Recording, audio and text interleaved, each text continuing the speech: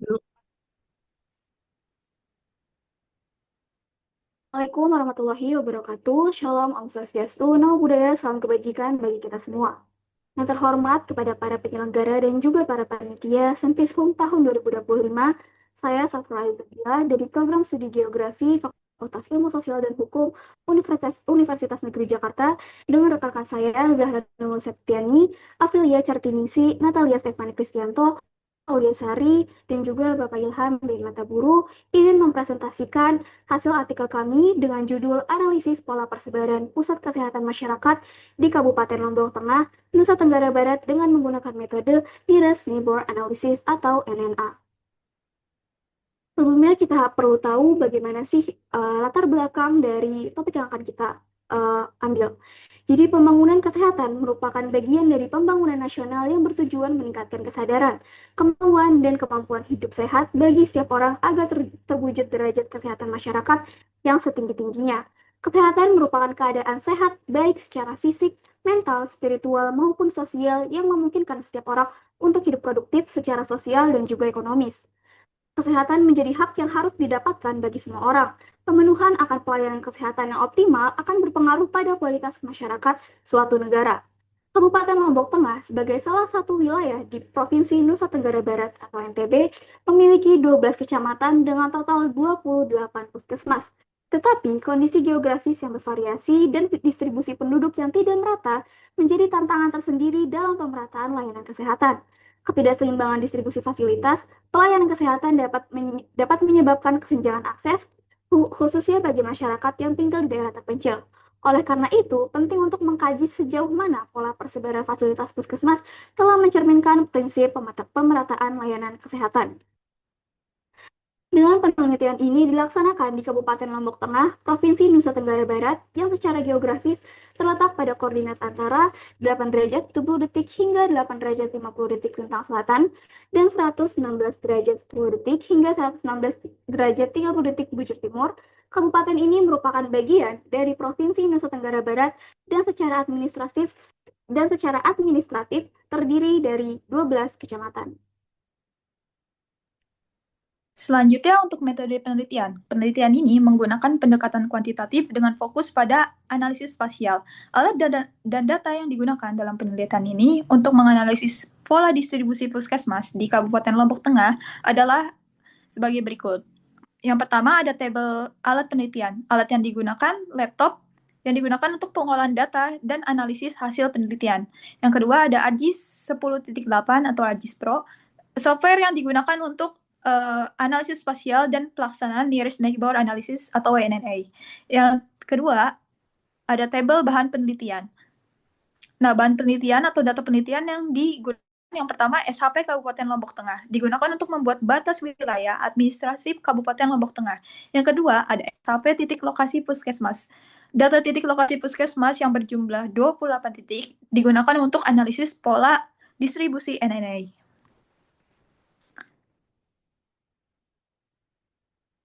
Jadi untuk NNA sendiri adalah metode kuantitatif yang digunakan untuk mengevaluasi pola penyebaran titik dalam suatu wilayah dengan mengukur jarak antar titik dan tetangga terdekatnya.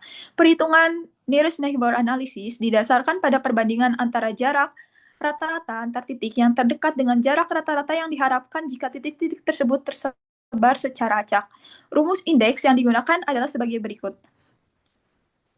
Indeks T atau indeks penyebaran nearest neighbor sama dengan jarak rata-rata diukur antara satu titik dengan titik tetangga terdekatnya per jarak rata-rata yang diperoleh jika semua titik mempunyai pola acak. Sedangkan untuk mendapatkan nilai P terlebih dahulu harus dicari dengan menggunakan rumus sebagai berikut.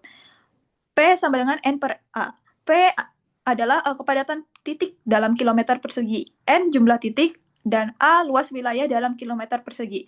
Setelah memperoleh nilai indeks T, hasil tersebut akan diinterpretasikan menggunakan kontinum nearest neighbor dengan angka 0 hingga 0,7 sama dengan mengelompok atau cluster. 0,8 hingga 1,4 sama dengan acak atau random. Yang terakhir 1,5 hingga 2,15 sama dengan seragam atau dispersed. Untuk alur penelitian pada penelitian ini, yang pertama mengumpulkan data yaitu SHP Kabupaten Lombok Tengah dan data titik puskesmas. Lalu dibuat peta persebaran puskesmas. Selanjutnya analisis average nearest neighbor, hasil nilai nearest neighbor analisis. Yang terakhir interpretasi pola persebaran puskesmas dari hasil nilai nearest neighbor analisis tersebut. Baik, kami mendapatkan hasil berdasarkan data dari Dinas Kesehatan Kabupaten Lombok Tengah. Kabupaten ini memiliki 28 puskesmas yang tersebar di seluruh kecamatan dan dapat dilihat pada peta di samping. Titik persebaran data untuk jumlah puskesmas di Kecamatan Batu Kliang Utara terdapat 2 puskesmas, Kecamatan Kopang terdapat 3 puskesmas, Kecamatan Batu Kliang terdapat 2 puskesmas, Kecamatan Pringgarata terdapat 2 puskesmas, Kecamatan Jongga terdapat 3 puskesmas, Kecamatan Praya terdapat 2 puskesmas, Kecamatan Praya Tengah terdapat 2 puskesmas, Kecamatan Janapria ada 2 puskesmas, Kecamatan Praya Barat Daya terdapat 2 puskesmas, Kecamatan Praya Barat saja mendapatkan 3 puskesmas, Kecamatan Pujut mendapat 3 puskesmas, dan di Kecamatan Praya Timur terdapat 2 puskesmas. Berikut adalah hasil dari ANN yang sudah diolah melalui aplikasi Argis. Hasilnya menunjukkan bahwa persebaran puskesmas di Kabupaten Lombok Tengah memiliki pola karakteristik tersebar atau disperse. Nilai dari nearest neighbor ratio atau NRR-nya sebesar 1,424036 mengindikasi bahwa jarak antar puskesmas melebihi distribusi nilai acak yang adalah NNR sama dengan 1. Hal ini terdapat kecenderungan lokasi puskesmas berjauhan satu sama lain, yang kemudian diperkuat juga oleh nilai Z-score-nya yang tinggi sebesar 4,292525 dan p-value-nya yang sangat kecil, yaitu 0,000018. Hasil pengolahan data juga didapati nilai observed mean distance mencapai 3975,25 meter, yang lebih besar dibandingkan nilai expected mean distance-nya, yaitu sebesar 2791,54 meter. Hal ini memberikan informasi bahwa rata-rata jarak antar puskesmas itu tuh cukup jauh, yang secara langsung dapat mempengaruhi aksesibilitas masyarakat terhadap pelayanan kesehatan primer. Pembahasannya, pola yang tersebar ini telah menunjukkan bahwa terdapat ketimpangan sosial di Kabupaten Lombok Tengah antara kebutuhan pelayanan masyarakat dan juga layanan kesehatannya. Berdasarkan data dari profil kesehatan Kabupaten Lombok Tengah pada tahun 2022, tercatat bahwa hanya terdapat 29 puskesmas aktif untuk melayani populasi yang tersebar di 139 desa dan 12 kecamatan, yang sebagian besar itu berada di wilayah selatan dan tengah saja. Sedangkan desa-desa di kawasan utara dan perbukitan memiliki jarak tempuh rata-rata lebih dari 5 km untuk mencapai fasilitas kesehatan primer.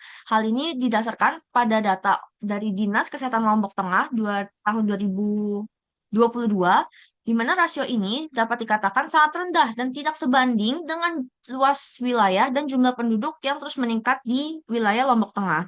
Berdasarkan hasil analisis spasialnya juga terhadap sebaran puskesmas di Kabupaten Lombok Tengah, terlihat bahwa pemerataan akses layanan kesehatan masih menjadi tantangan utama. Pemerintah daerah perlu dengan segera untuk melakukan evaluasi terhadap strategi pembangunan fasilitas kesehatan yang telah diterapkan selama ini. Pendekatan berbasis spasial dapat dijadikan sebagai acuan atau fondasi utama dalam proses penentuan lokasi puskesmas baru dengan lebih mempertimbangkan distribusi geografis penduduknya, data kepadatan, serta informasi epidemiologis yang relevan.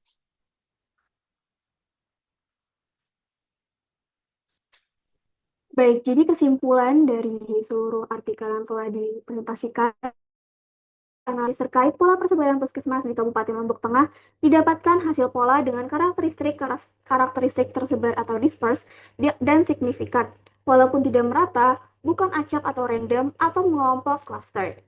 Pola ini menunjukkan bahwa adanya ketimpangan sosial antara kebutuhan pelayanan kesehatan dengan layanan kesehatannya.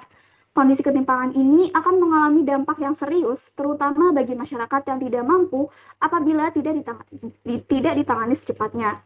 Untuk kedepannya, integrasi antara data spasial, data demografis, serta profil risiko kesehatan sangat penting untuk merumuskan kebijakan dalam pembangunan layanan kesehatan yang berbasis kebutuhan nyata masyarakat.